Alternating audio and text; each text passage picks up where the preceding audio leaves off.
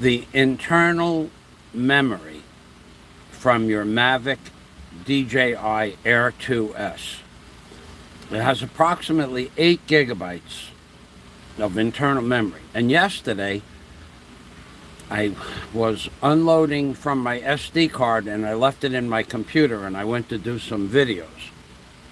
So when I got to the hotel I was going to fly over, I only had internal memory of 8 gigs. So I had never unloaded that before. So I went online this morning at 7 a.m.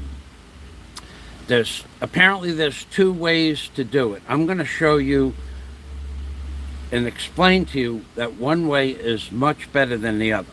So the first way is, what you have to do is you have to turn on, for either way, you have to turn on the drone with a full battery, set up your controller with your iPhone 13, and then connect it to the drone.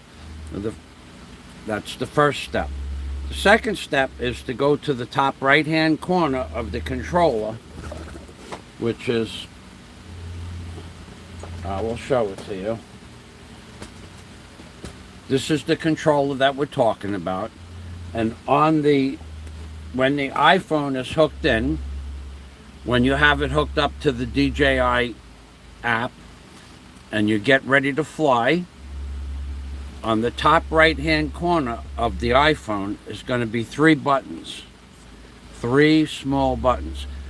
If you want to download it to your computer internally, press those 3 buttons, scroll down the page to where you will see 2 options: internal memory or SD card memory. Now remember, we are downloading from the internal memory. Click the internal memory.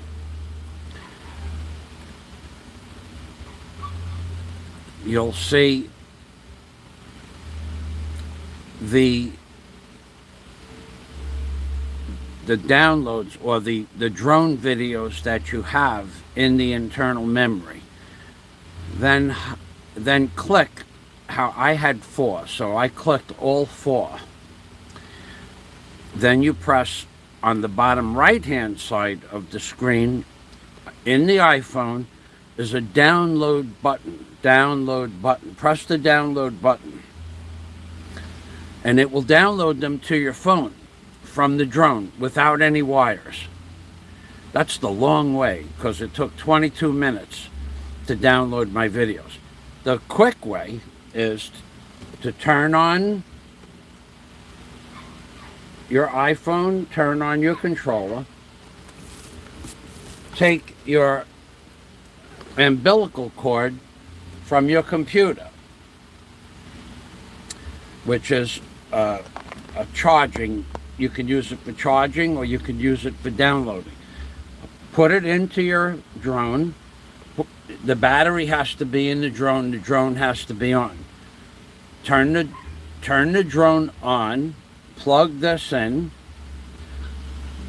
go into your phone, press the 3 buttons at the top right hand corner of the screen, scroll down, go to the 2 options, internal memory or SD card, click internal memory, then go to your computer and look for, in my case, it's, good morning, Michael. In my case, it's file 1. It's called file 1 on my computer. You're going to have to look for the file that opens up when you connect this to your computer. Open up file 1, you'll see the 4 videos that I had, and then you can download those, copy them, and then paste them into your computer or into what I have, an external drive. That takes a minute, 1 minute, to download the 4 files. So there's 2 ways to do it. One takes 22 minutes, and the second way I showed you by putting in an external power plug. It's actually a phone charger for my Android phone, and also for this controller. It's one of the round. I'll show it to you. It's the round one that looks like this. So this part goes into the drone, and you can use this cable for downloading. I will tell you that I watched two videos. The first fella, and I did not find this out from either video. I did not find out this information from either video. The first fella's name was Bob. It took him 3 minutes before he said the word internal memory. And as soon as he said that, I don't know, he went into the mumble mode. Literally, he spoke English. He's an American. I could not understand a single word he said. After he said internal memory, something happened to his brain. The second fella, Air Photography, he's the one that perfectly explained how to get the videos either to the phone by downloading them from the drone to the phone. No cable. It's a psychic link. And that took 22 minutes. But he did not explain about the cable, the hard port cable. This is, I guess you could call this a hard wire. This goes from here, and it goes into the computer with a USB plug. So mine happens to be an aftermarket cable, and I think it was 380 pesos, about $8, and it's 1 meter long. I suggest you get an aftermarket cable that's 1 meter long, but I also suggest you bring some way to check that the cable works.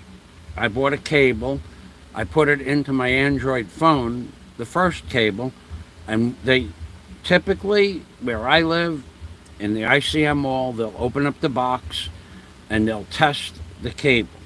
If you buy a light bulb in a hardware store, they test the bulb. This way they know it worked when it went out of the store. There are no returns on electronics in the Philippines. So the first cable that I bought from an aftermarket store on the second floor of the ICM mall, opposite the, I guess there's a game room for children. They have like an arcade. That's the booth that's closest to the arcade. It was $8. It didn't work. And the girl said, this one is defective, and then she gave me this red one, and it worked. And it works fine.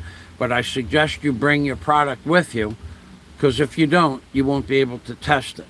And then if it doesn't work, one of the problems with these cords are, it will work for charging, which is what the first cord I bought worked for charging, but it didn't work to download. So you got to remember, you're going to use it for charging and downloading.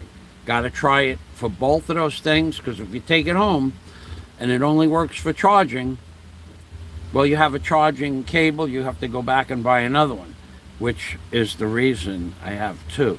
Because the first time I bought one, I did not check it the first time.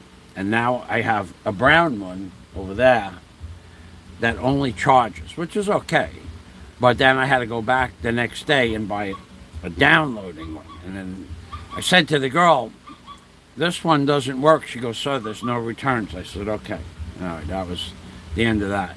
And talking to people about returns in the Philippines, that's another story altogether. So I'm going to tell you what my plans are this week.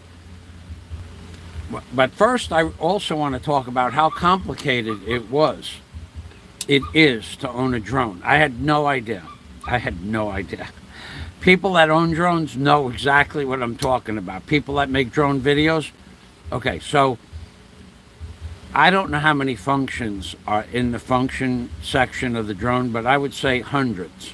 If you add lighting, filters, quality of dark lighting, light lighting, night lighting, all that other stuff, there's hundreds of options.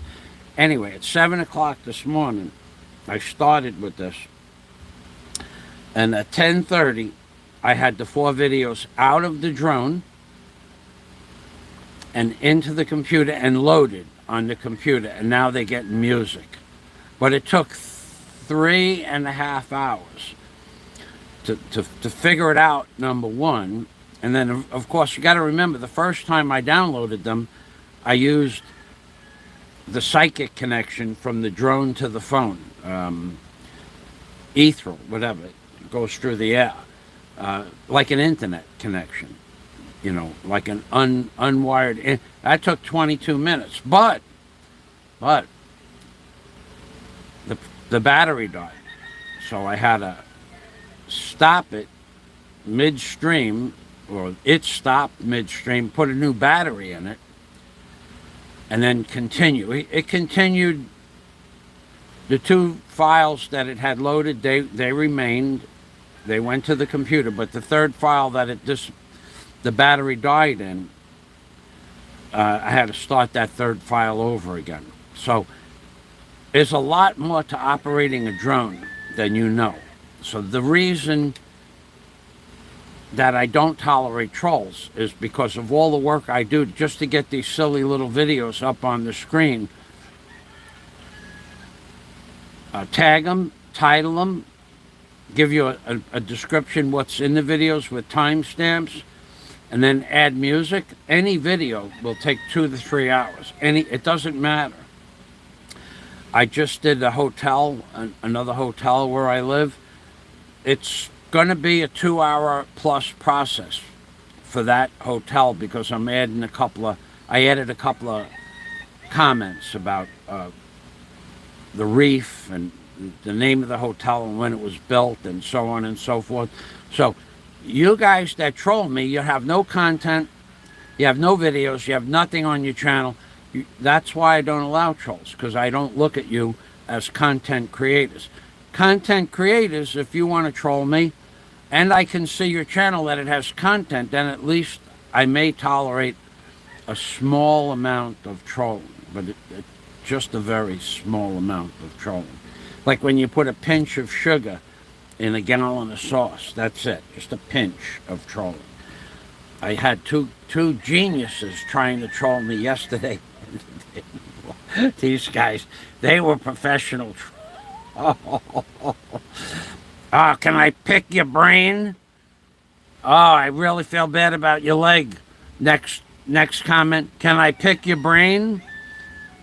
About the case that's being in the court system in the Philippines. Oh yeah, my lawyer said, oh yeah, just talk about the case all you want. Yeah, destroy your case.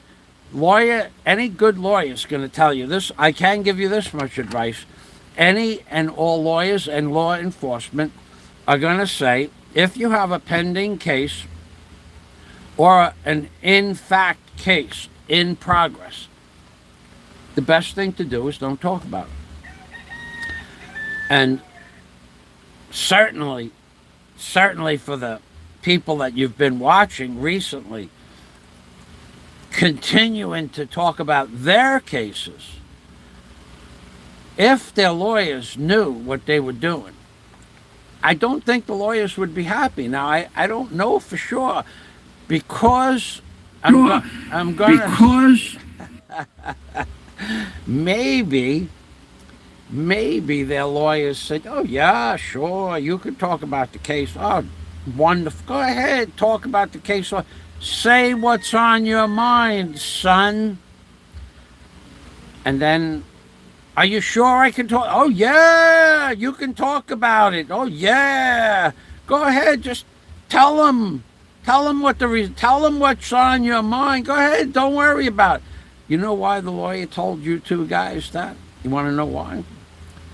Because the probability is high that something that you said could initiate another case. And what does that mean to them? That means more money. So they're not going to tell you. If they'll tell you don't do it, And then you'll go, can I do it? Well, if you want to do it, you could do it, but I told you don't do it. And they may say don't do it 2 or 3 times, and then you do it, and then they won't say anything else, and then maybe. I think one, if not both, of the people that are going on and on about their cases in the Philippines,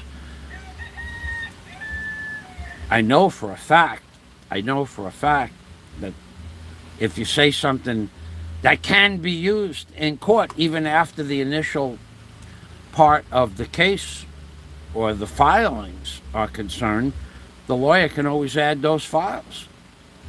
It may or may not cost you money, but he can add them. Most likely, in the case of the 2 gentlemen, the 2 gentlemen that have continued for a month.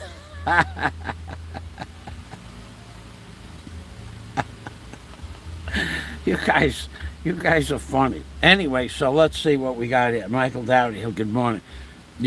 I would suggest, so come to my channel, troll me, go, oh yeah, you wish your leg was better. Oh yeah, and then say, can I pick your brain? No, you can't pick my brain. Don't talk about any ongoing legal things on my channel. So this has happened several times this week. I just removed the comment and blocked the person. So I'm saving you guys the trouble of typing all this crap in, and I'm explaining to the people that are involved in a lawsuit or a case or a filing or whatever, what your lawyer is not going to tell you is the lawyer's not going to put his foot down and say, don't do it. I'm telling you, don't do it or I'll quit. No, he's not going to quit. He's just going to charge you for another case. And you guys don't seem to understand this. What is there to understand? Anyway, so I went and droned a new construction site in the Philippines. Woof.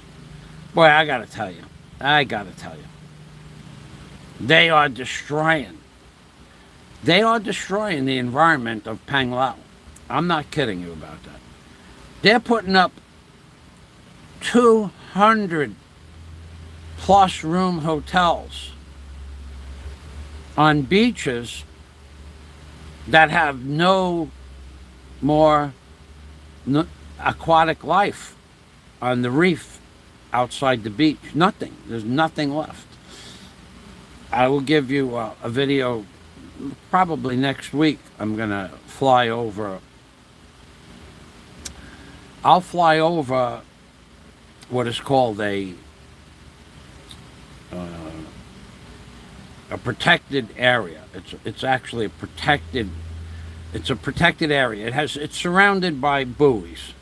It's quite big too. It's 100 meters from the shoreline to the outside of the protected area, and it's probably 500 meters long. It was in 2014 a live, living coral reef. It was. There's nothing. It's just sand and rocks. Now, what had elkhorn coral and fan coral and frogfish, several that you would see on any dive, octopi, yellowtail snapper, big eye snapper. I think this big eye snapper was on that. And there's nothing there anymore at all. Nothing. You go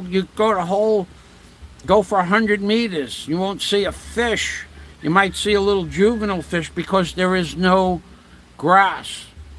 There's no seaweed. There's no coral. Nothing from a thriving live reef 8 years ago to nothing. It's like just sand and rocks.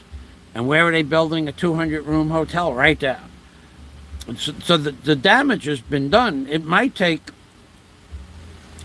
The lockdown was 2 years and nothing grew on the reef in 2 years because the chemicals that came from the hotels that are on that beach already destroyed any life there.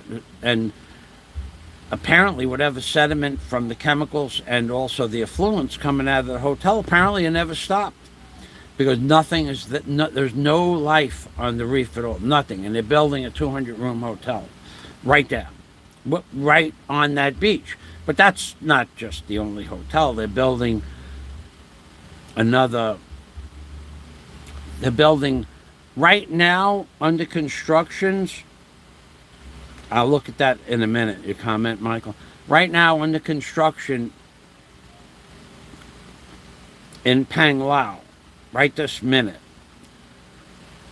There's probably right now today, if you went around and could add all the rooms up, private, small hotels and big hotels, I would know for a fact there's 2,000 rooms being added to the Panglao area. For a fact.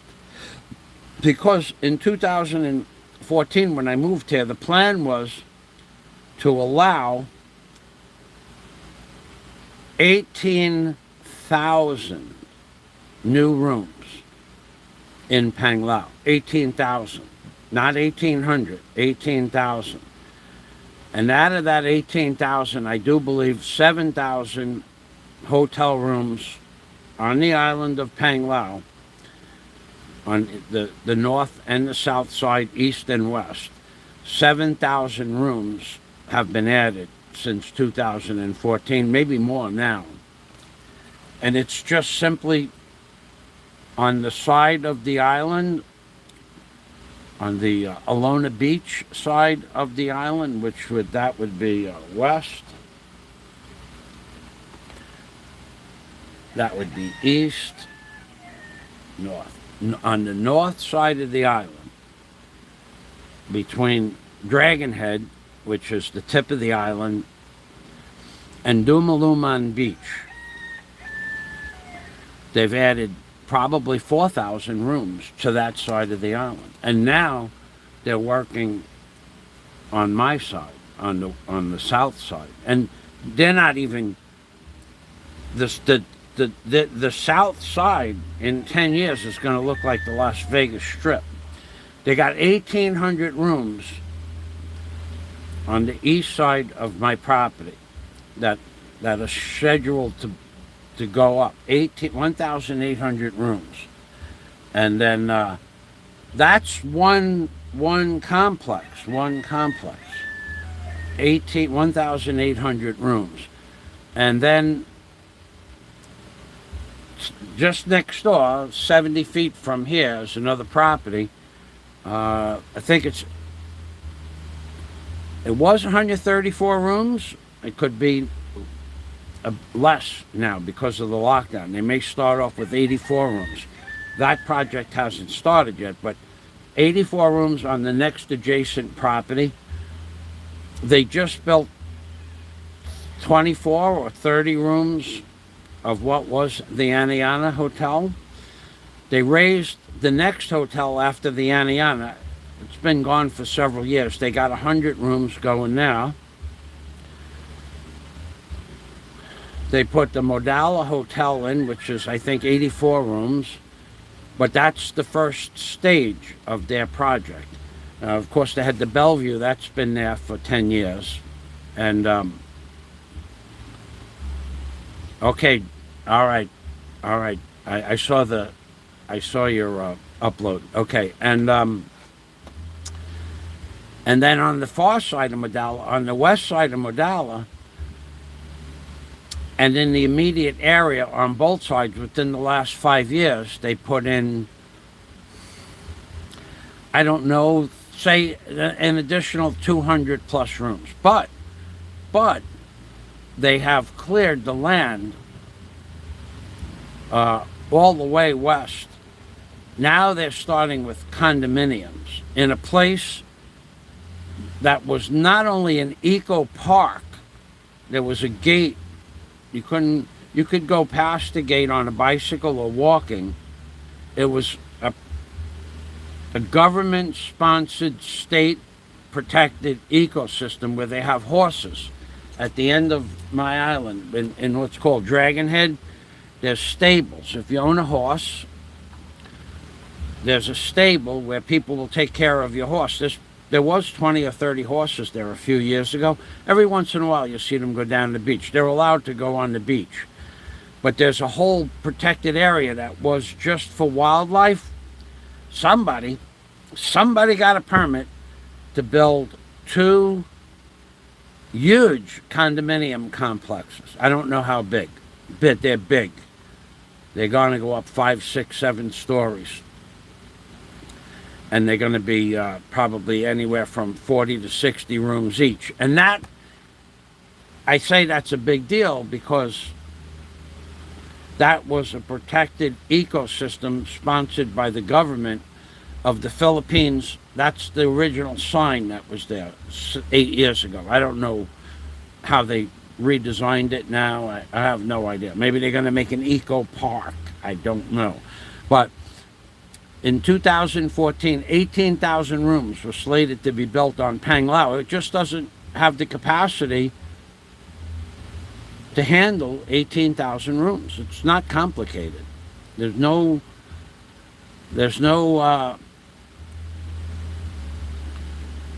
the way that the Philippines treats the effluents from the septic water and the showers and dishwashing and clothes washing, there's no viable way to treat the water with the treatment processes that they have now in place. In America, for a private house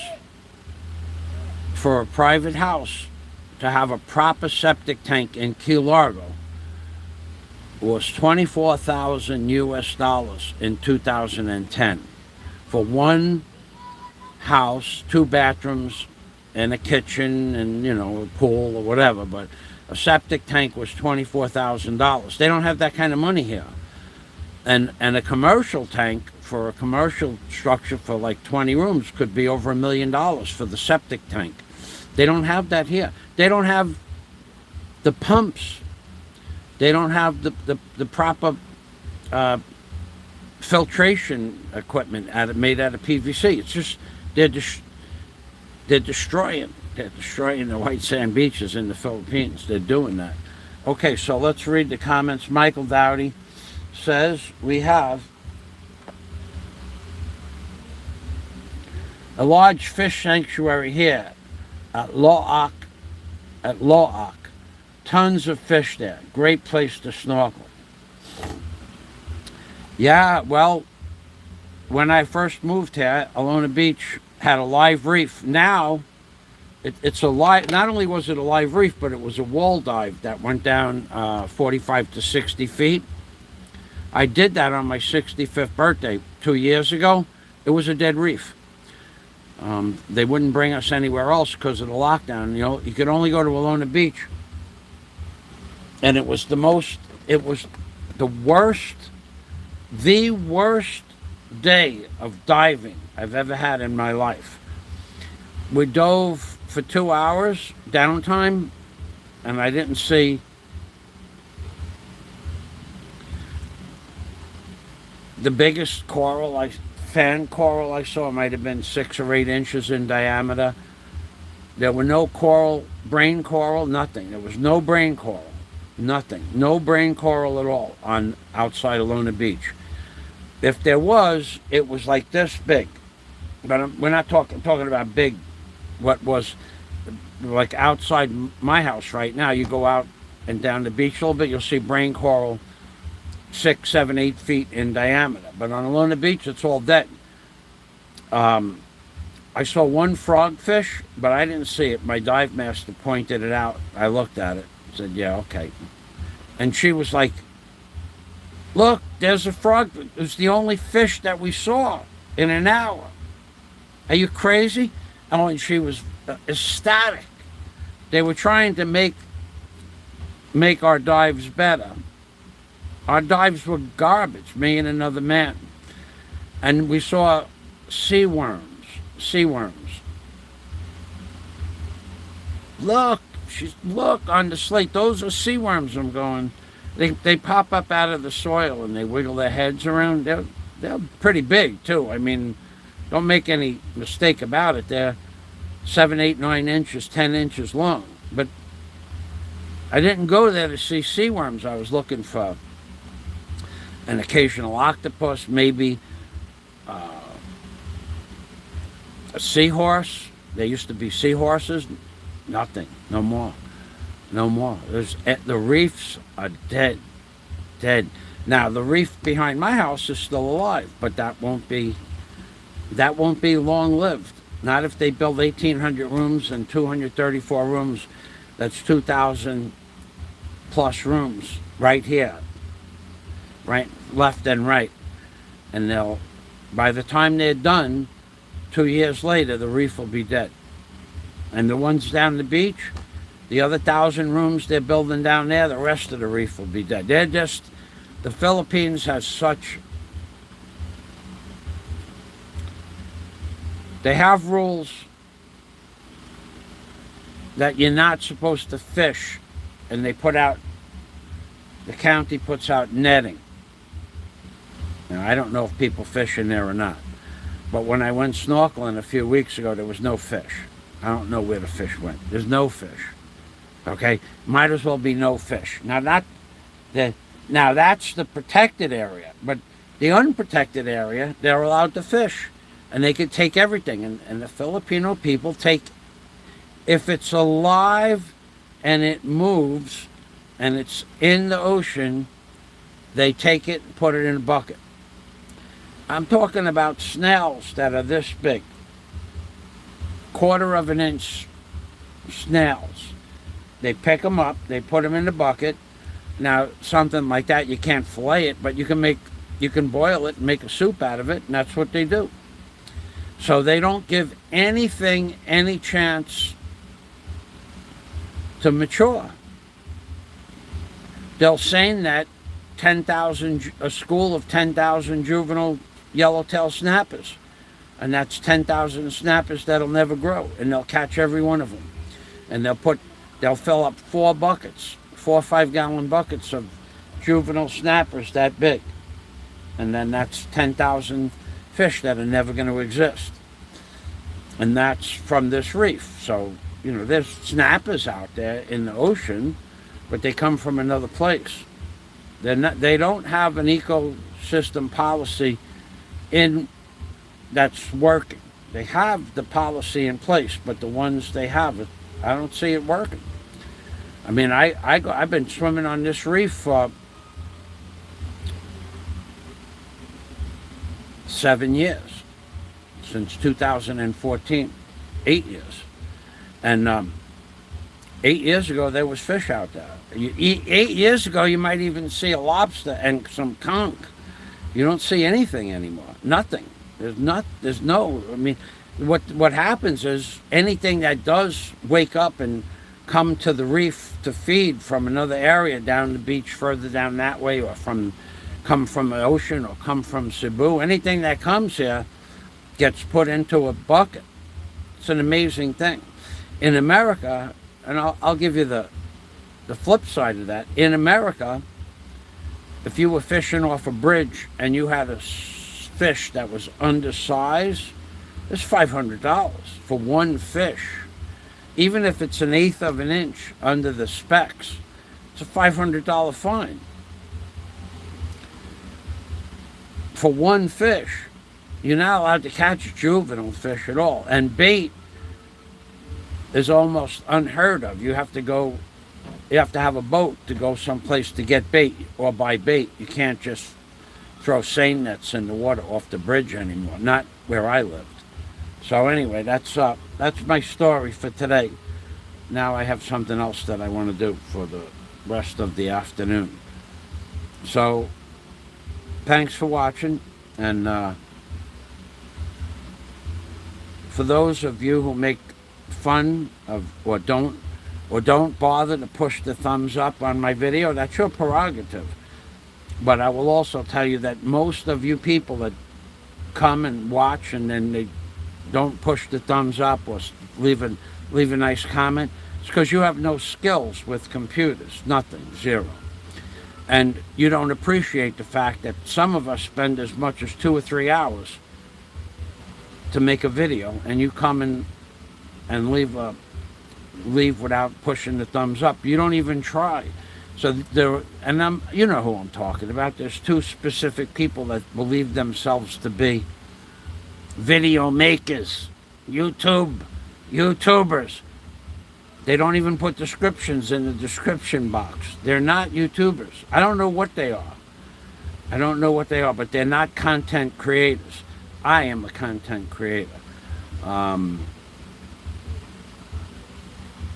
Philippines and beyond, the fella Jerry. I don't watch his content. To me, it's not something I would watch, but he makes content. He does make content. It's not the kind of content that I watch, but he does put some videos up.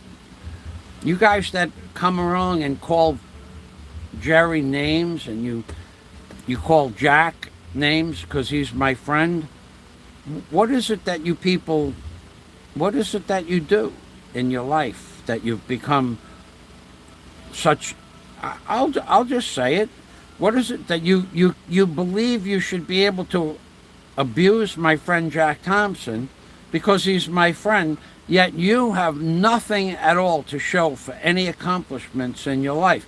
You may have very well have accomplished a lot of stuff, but you don't post it. You don't have it on a channel. You have no content. So therefore, you get blocked immediately. And then I go to somebody else's channel, I watch their video, they go, Fazio's really quick to block you. Yeah, but not why. I block you because you'll talk about my friend Jack. Or you'll talk about my friend Scott. Thanks, Michael. Or you'll talk about somebody that really makes content. That Jerry from My Philippines and Beyond, he's not my friend, but he's not my enemy, but he makes real content. I don't watch it, but he makes content, and you make fun of him. I don't know why, what the past is with that. But you have no right to do that. You just think it's funny, and I don't think it's funny, and that's why I will continue to block people until you're all blocked. Because I don't care, I never cared, and I'm never going to care. So that's my story for today. And of course, I'm Ping Permy from Michael Fazio. And there's me in the Philippines, baby. And of course, I'm Ping Permy means take care always. Bye-bye for now.